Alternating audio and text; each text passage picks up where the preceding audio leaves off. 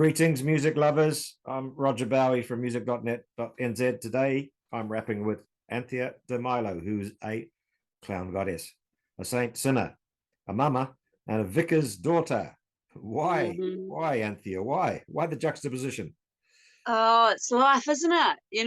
I've always been from birth, born on Friday the 13th to a vicar, and then he became a very fundamentalist minister. So I was brought up with music, and there was a lot of juxtapositions from the start, I'd say. Why the banana? Who doesn't love a banana?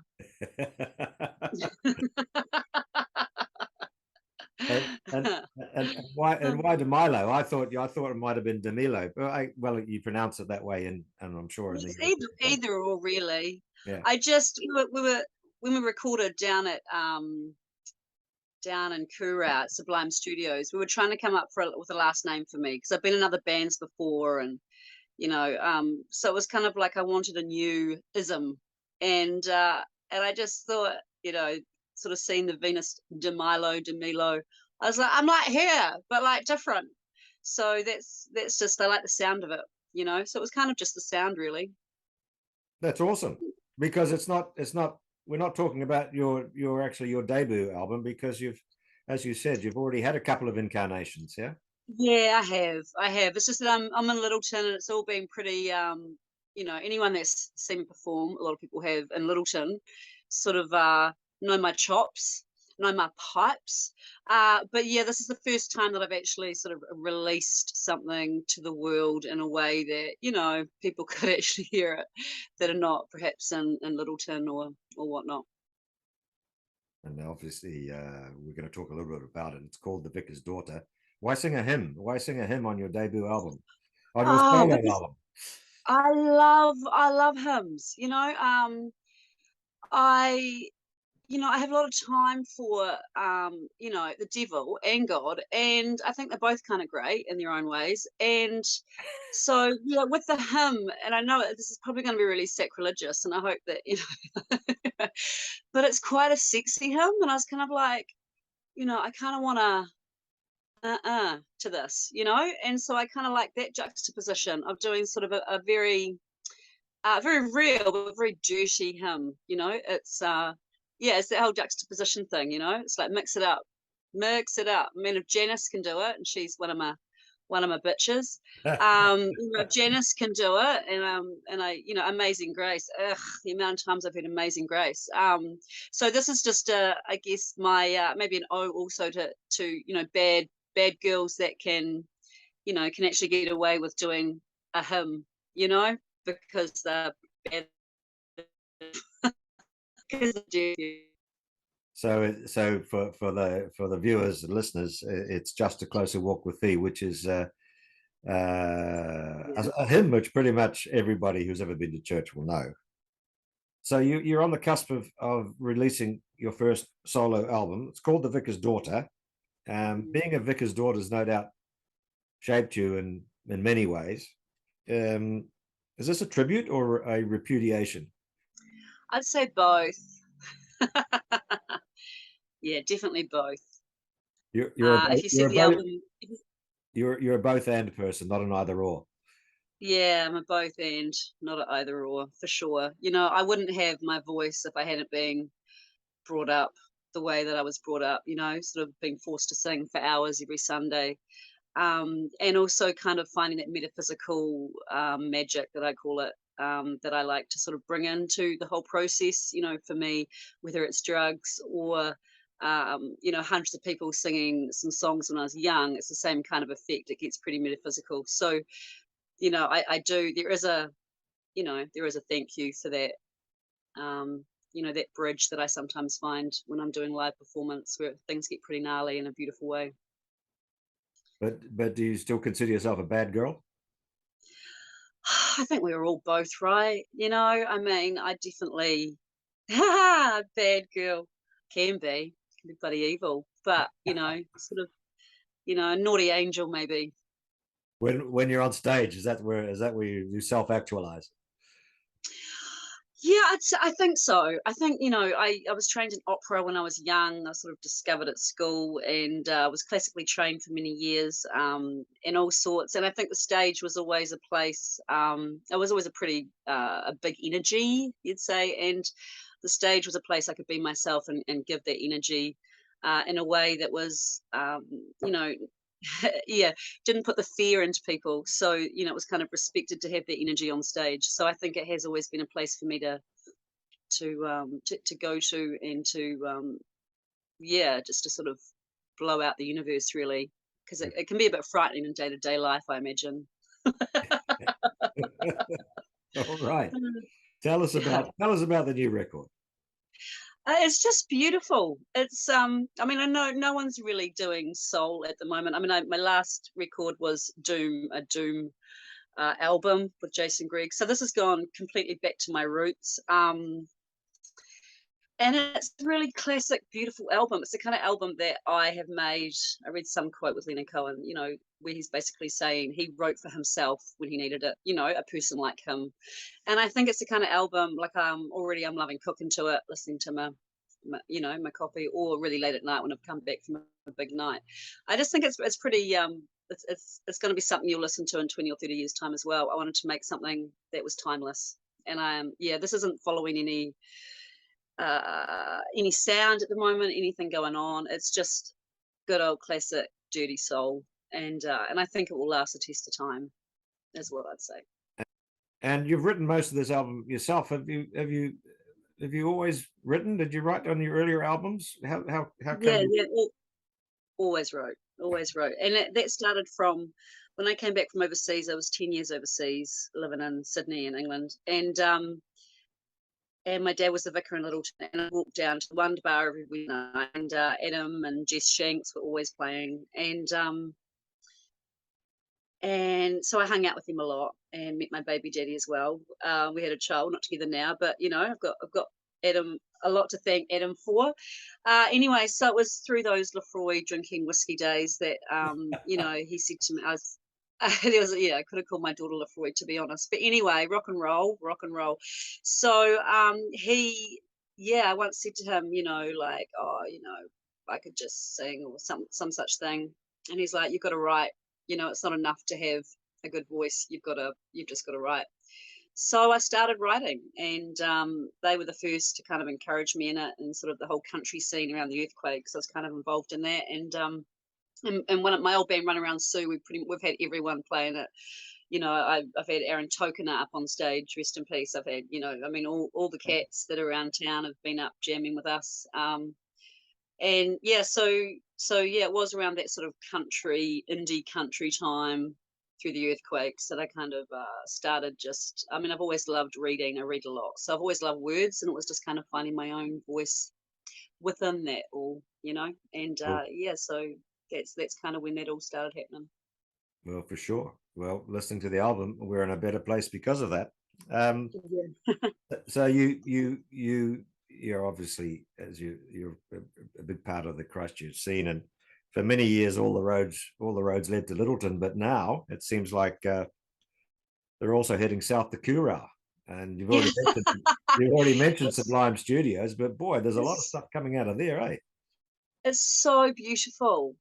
I mean, I went down and the whole scene, it's like some kind of art house film. They've got their own winery.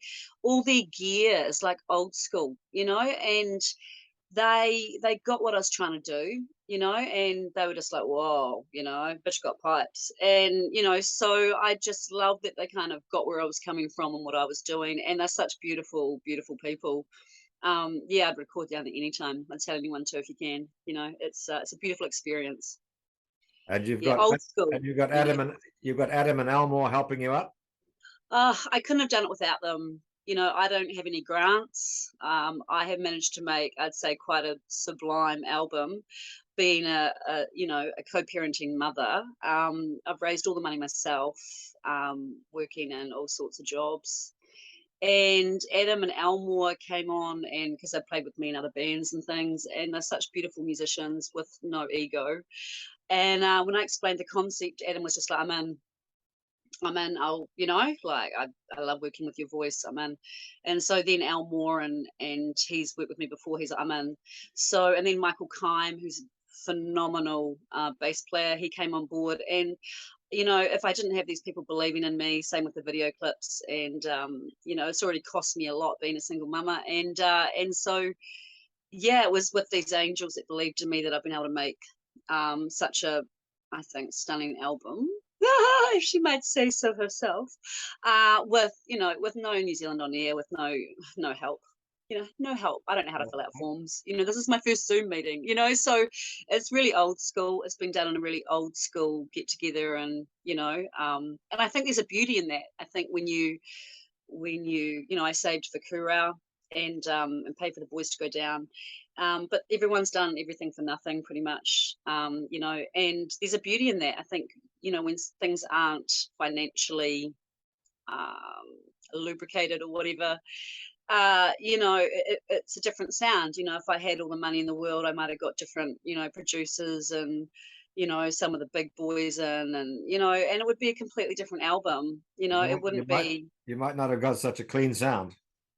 Yeah, I love its rawness, Yeah, and I love and I love, there's a lot of, it does get pretty metaphysical with the boys as well, I'd say, in some of it. There's some stunning, there's just some stunning bits amongst it all. And I think if you've got all the money and you've got all the tools and you've got, the $50,000 from New Zealand on here, you're not always going to get that kind of raw, gritty, what we do with nothing.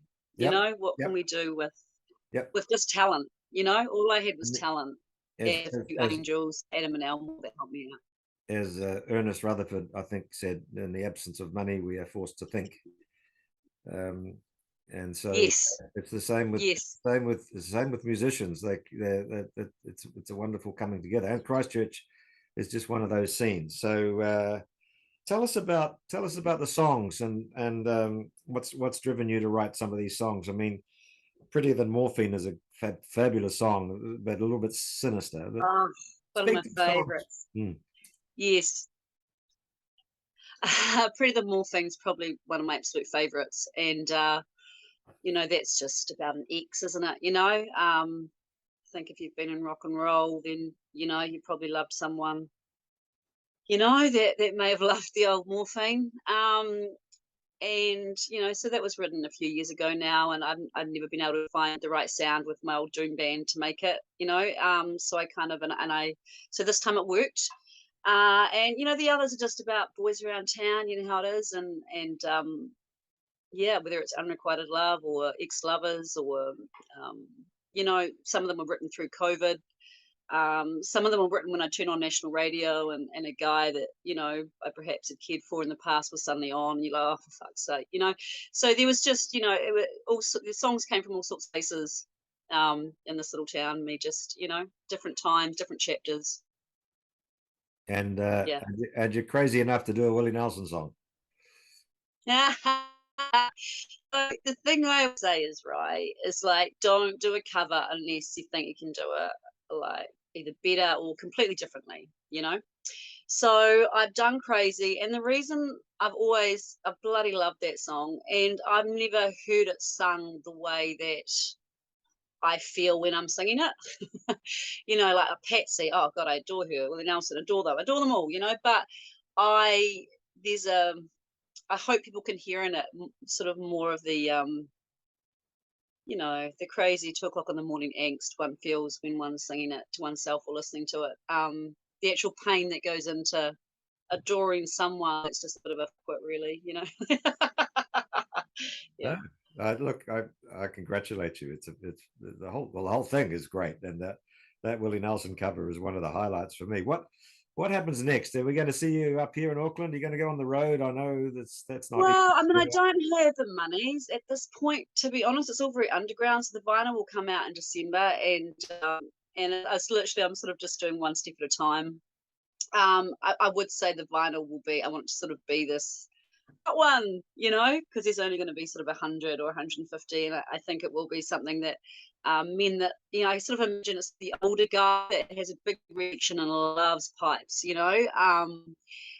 I think that's, you know, already there's a lot of that, you know, people that love a big voice, and so I think that'll be, yeah, a collector's item, whether I tour or not. I hope so. I love Auckland, and if you know, if things allow, if dogs, you know, allow it, I definitely will one day do a performance there, maybe next year, and one in Wellington and one here. But at the moment, it's just yeah, at the moment it's just getting it out there really come December, and you know, if there's some, you know, you can either hang out with me on your own at 2 in the morning with some wine, you know, or you might get to actually see me in concert, and it'd be cool if you could, because I'm next level live.